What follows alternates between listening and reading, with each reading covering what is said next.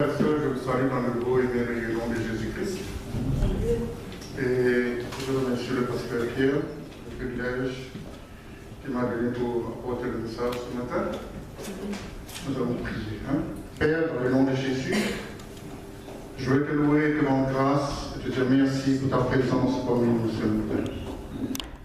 Saint-Esprit de Dieu, je veux encore compter sur toi, puisque sans toi je ne peux rien. Mais avec toi, je sais que je peux faire des exploits. Parce que ce n'est ni par ma force, ce n'est ni par mon intelligence, mais c'est seulement pour toi, ton Saint-Esprit de Dieu. Merci Seigneur, dans le nom de Jésus. Amen. Amen. Gloire à Dieu. Voilà, comme on dit, jamais 203, dans le sens que Romains chapitre 8, alléluia, que le nom de Dieu soit béni. J'allais justement ouvrir le message avec ce verset. Quand le verset 37, quand il est dit, mais dans toutes ces choses, nous sommes plus que vainqueurs, c'est quelle chose? Là, nous voyons que les chrétiens sont. Il y a l'affliction, l'angoisse, la persécution, la faim, la nudité, le péril. Et il y a un verset qui est dit, à cause de toi, on nous met à mort tous les jours. On nous regarde comme des brebis qu'on égorge. Mais dans toutes ces choses, nous sommes plus que vainqueurs. Car j'ai l'assurance que ni la mort, ni la vie, ni les anges, ni les dominations, ni le présent, ni l'avenir, ni les puissances, ni les êtres d'en haut, ni ceux d'en bas, ni aucune autre créature ne pourra nous séparer de l'amour de Dieu en Christ Jésus. Notre Seigneur, alléluia, amen. Amen.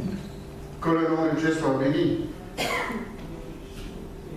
Le Seigneur nous aime, Jésus-Christ nous aime, alléluia, amen. Amen. Que le nom de Dieu soit béni. Et nous avons chanté, ô Jésus, ta présence, c'est le ciel pour moi.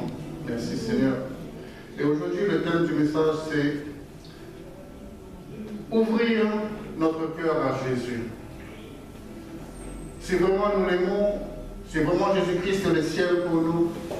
Parce que vraiment, nous avons ouvert complètement notre cœur à Jésus. Et nous allons lire un verset qui se trouve dans le livre de l'Apocalypse, le chapitre 3 et le verset.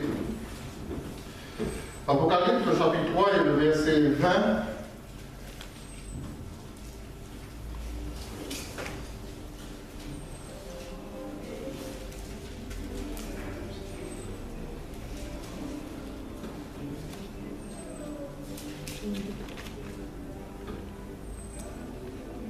Voici, je me tiens à la porte et je frappe. Si quelqu'un entend ma voix et ouvre la porte, j'entrerai chez lui et je souperai avec lui et lui avec moi. Il y a une condition, si quelqu'un entend ma voix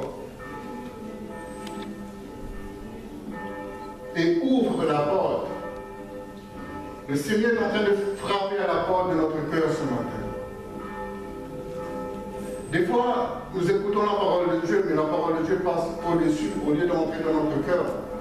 La Bible nous dit dans le livre des Proverbes, je serre ta parole dans mon cœur afin de ne pas pécher contre toi. C'est David qui le dit, alléluia. Nous devons serrer la parole de Dieu dans notre cœur, afin de ne pas pécher contre Dieu. Et le pasteur a dit tout à l'heure, le péché, alléluia, nous éloigne de la présence de Dieu. Il faut serrer la parole de Dieu dans notre cœur. Aujourd'hui, là, ce matin, la Bible nous dit, voici, je me tiens à la porte et je frappe. Dieu parle à l'église de Laodicée, mais aujourd'hui, il parle à l'église de Cyrène. Et nous sommes l'église. Chacun d'entre nous sommes là. Et Dieu est en train de frapper à la porte de notre cœur. Si nous ouvrons la porte de notre cœur, Jésus-Christ va entrer. Il n'est pas mal élevé. Si nous ouvrons, il va entrer. Alléluia. Il ne va pas forcer la porte. Il va entrer et il va souper avec nous et nous ensemble avec lui. Alléluia. Amen. Que le nom de Dieu soit béni. Merci Seigneur. Nous allons lire un autre verset dans l'Apocalypse, toujours le chapitre 2 et le verset 1er. Écrit à l'ange de l'église d'Éphèse. Voici ce que dit celui tient les 7 étoiles dans sa main droite, c'est lui qui marche au milieu de 7 chandeliers d'or. Je connais tes œuvres, ton labeur, ta persévérance. Dieu parle avec chacun d'entre nous ce matin, et aussi avec moi, que le nom de Dieu soit béni. Je connais tes œuvres, ton labeur, ta persévérance. Je le sais, tu ne peux supporter les méchants. Tu as éprouvé ceux qui se disent apôtres et ne le sont pas, et tu les as trouvés menteurs. Tu as de la persévérance, tu as souffert à cause de mon nom, et tu ne t'es pas lassé. C'est très bien tout ça. Mais il y a un mais. Mais, j'ai contre toi que tu as abandonné ton premier amour. Souviens-toi donc d'où tu es tombé. Réponds-toi et pratique tes premières œuvres, sinon je viendrai à toi et j'écarterai ton chandelier de sa place, à moins que tu ne te répandes. Cependant, tu as ceci pour toi, ce que tu as de la haine pour les œuvres de Nicolas, pour lesquelles moi aussi j'ai de la haine. Que celui qui a des oreilles entende, que celui qui a des oreilles écoute ce que l'Esprit dit aux églises. Au vainqueur, je donnerai à manger de l'ordre de vie qui est dans le paradis de Dieu. Amen. Amen. Ce que j'ai contre toi, c'est que tu as abandonné ton premier amour. Si nous faisons une récapitulation, nous retournons en arrière quelques années, quelques mois, quelques semaines, ça dépend de chacun d'entre nous. Les premières semaines, les premiers mois, les premières années que nous avons connu le Seigneur, combien nous étions zélés pour le Seigneur. Et est-ce que c'est pareil maintenant? Parce que le zèle de la maison de Dieu nous dévore autant qu'autrefois. Est-ce que cet amour que nous avions autrefois est toujours là? Même dans le monde naturel, nous voyons quand deux jeunes s'aiment, 18-20 ans, ils ne vont pas se quitter. Alléluia. Ils vont se tenir la main tous les jours, à chaque seconde, chaque minute. Faire des bisous devant tout le monde. Ils n'ont pas honte. Pourquoi ils s'aiment? Le monde, au monde entier, que le nom de Dieu soit béni. Et au fil des ans, est-ce que c'est pareil? Nous voyons la femme qui mange devant, nous marquons à l'arrière, ou vice-versa. Tu viens, je parle toujours, tu viens, tu me rejoins. Oh, je te rejoins. Où est cet amour? Où est notre amour? Le Seigneur, que le nom de Dieu soit béni. Est-ce que le zèle de la maison de Dieu nous dévore? Et là, le Seigneur nous dit, je connais tes œuvres, ton labeur, ta persévérance, tu persévères, tu es dans la présence de Dieu. Tu œuvres pour le Seigneur, que le nom de Dieu soit béni. Tu ne peux pas supporter tout ça. C'est bien tout ça. Mais ce que j'ai contre toi, c'est que tu as abandonné ton premier amour. Il faut que nous retrouvions ce premier amour pour le Seigneur, que le nom de Dieu soit béni. Amen. Le Seigneur est en train de parler à chacun d'entre nous ce matin. Il se tient à la porte de notre cœur et il frappe. Si nous ouvrons la porte de notre cœur, il entrera et il soupera avec nous. Que le nom de Dieu soit béni. Alléluia. Merci Seigneur. Merci pour ce dernier cantique que nous avons chanté. Que le nom de Dieu soit béni. Gloire à Dieu. L'Esprit du Seigneur est là ce matin. Amen. Dieu est là. Que le nom de Dieu soit béni. Il est là, il est présent. Merci Seigneur de ta présence. Alléluia. Il faut, mes frères et mes soeurs, que nous retrouvions ce premier amour. Il faut que nous faisions ce qu'il faut faire. Alléluia. Afin que le zèle de la maison de Dieu continue à nous dévorer. Alléluia. Il faut ranimer cette flamme au-dedans de nous, que cette flamme puisse brûler. Alléluia. Merci Seigneur, que le nom de Dieu soit béni. Et la Bible dit dans le livre de Jérémie, le chapitre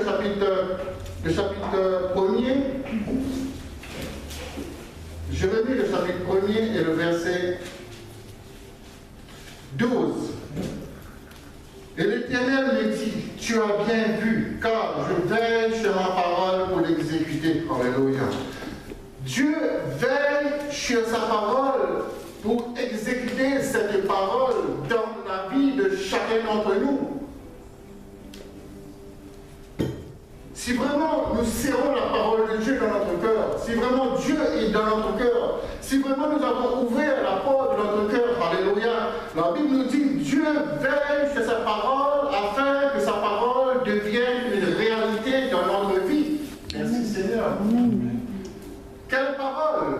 N'importe quelle parole se trouve dans la parole de Dieu. Alléluia. Toutes les promesses qu'il y a dans la parole de Dieu peuvent devenir une réalité dans notre vie. Alléluia. Merci Seigneur. Amen. Amen. Parce que Dieu est un Dieu fidèle. Dieu n'est pas un homme pour mentir, ni le fils de l'homme pour se repentir. Alléluia. Mais il est souverain.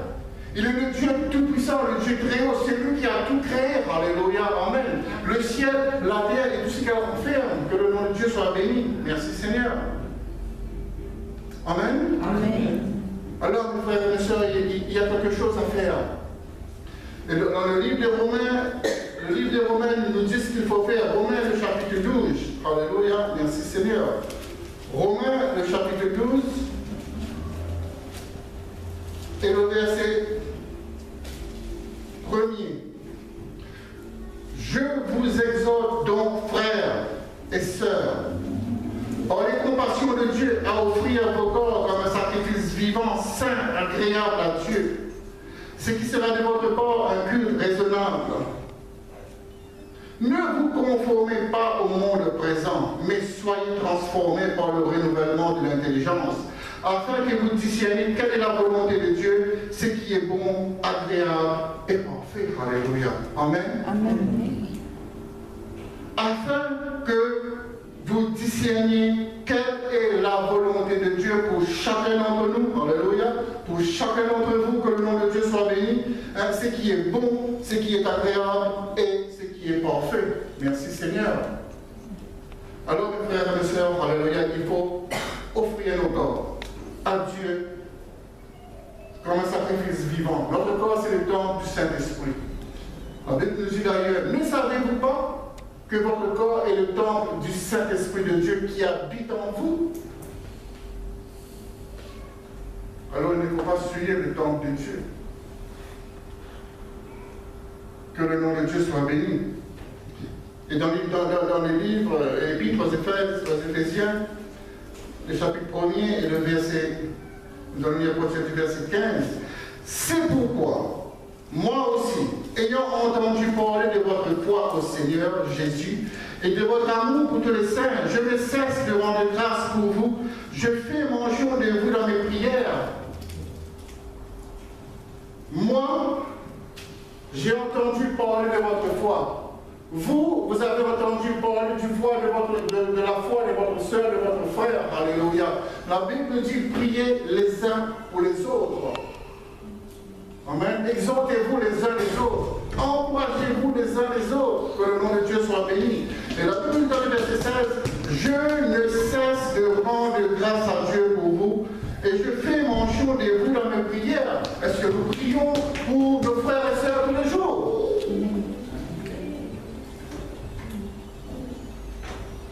C'est tellement le cas, on commence à partir d'aujourd'hui. Alléluia, merci Seigneur. C'est pas moi qui le dis, c'est la Bible qui nous dit. Alléluia. Je ne cesse de rendre grâce pour vous. Et je fais mention de vous dans mes prières. Afin que le Dieu de notre Seigneur Jésus-Christ, le Père de gloire, vous donne un esprit de sagesse et de révélation qui vous le fasse connaître, qu'il illumine les yeux de votre cœur, afin que vous sachiez quelle est l'espérance qui s'attache à son appel. Quelle est la glorieuse richesse de son héritage au milieu des saints? Et quelle est la grandeur surabondante de sa puissance envers nous qui croyons selon l'action souveraine de sa force? Il faut prier les uns pour les autres afin que nous puissions réaliser. Ce verset 19 est très puissant, afin que nous puissions vraiment réaliser quelle est la grandeur surabondante de la puissance de Dieu envers nous qui croyons. Si nous ne réalisons pas la grandeur de Dieu envers nous qui croyons, moi qui crois, quelle est la grandeur de Dieu pour moi? Alléluia. Il y a Tout le monde n'a pas la même mesure de foi. Peut-être qu'il y a un frère ou une sœur qui est faible dans la foi. Alors il faut prier pour ce quelqu'un, pour ce quelqu'un, afin qu'elle réalise.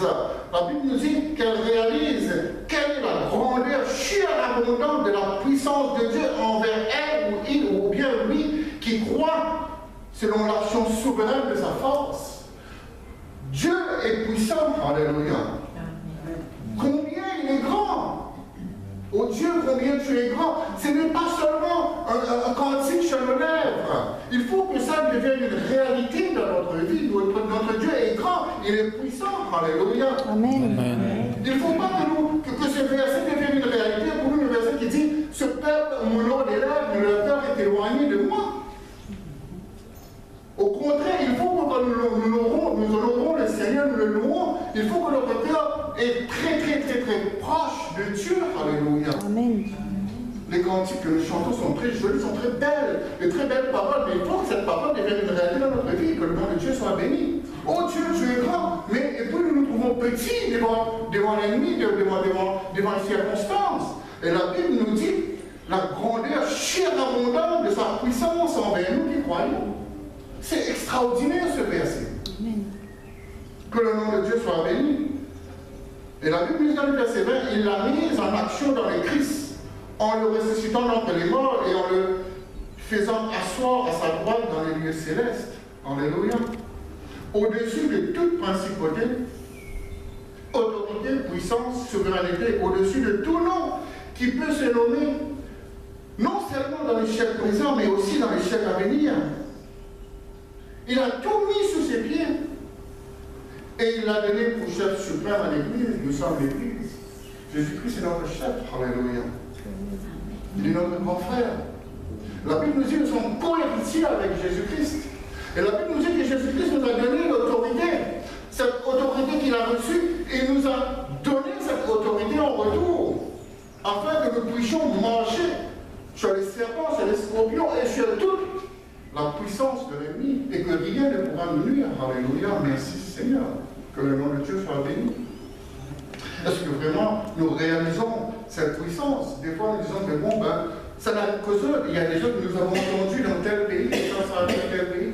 Oui, ça arrive dans tel pays. Pourquoi? Parce qu'ils croient à la puissance de Dieu dans leur vie. Que le nom de Dieu soit béni. Mais pourquoi nous ne croyons pas? Nous. Et quand nous avons lu dans le livre de l'Apocalypse, tout à l'heure, je me tiens à la porte et je frappe, si quelqu'un entend ma voix. Pourquoi il y a ce verset? Parce que quelques versets avant, nous voyons le orgueil des gens de l'église d'Éphèse. Si nous lisons quelques versets, nous allons voir, ces gens-là croyaient qu'ils n'avaient besoin de rien, ils avaient tout, alléluia. Mais il nous manque toujours quelque chose, que le nom de Dieu soit béni. Et la Bible nous montre cela. Alléluia. Nous allons voir ça ensemble dans la parole de Dieu. Dans le livre de 1 roi, premier livre de roi, je vais prendre quelques exemples. Alléluia, merci Seigneur. Premier livre de roi, le chapitre 17, et le verset 8. Le prophète Élie. Et là, en ce temps, il y avait une très grande famine. Il y a eu une très grande famine, alléluia, pendant 3 ans et 6 mois, ils n'en parlent plus en Israël. Et la Bible nous dit dans le 1er roi, le chapitre 17, le verset 8, alors la parole de l'Éternel lui fut adressée en ces mots. Lève-toi vers Sarepta qui appartient à Sidon, et demeure là. Voici, j'y ai ordonné à une femme veuve de te nourrir. J'y ai ordonné. Dieu a déjà ordonné à une femme veuve de nourrir le prophète Élie. Dieu a déjà ordonné des miracles pour chacun d'entre nous qui sommes là. Alléluia. Est-ce que nous écoutons et nous recevons la parole de Dieu comme il se doit, comme il faut? Parce que nous ouvrons nos cœurs pour recevoir cette parole. Et la Bible nous dit, Dieu a parlé à Élie. J'ai ordonné à une femme veuve de te nourrir. Je ne pense pas que Dieu est descendu vers la veuve. Tu sais, mon prophète va venir, tu dois le nourrir. Non, il n'a pas dit ça. Mais il a parlé en son cœur et cette femme a accepté la parole de Dieu. Des fois,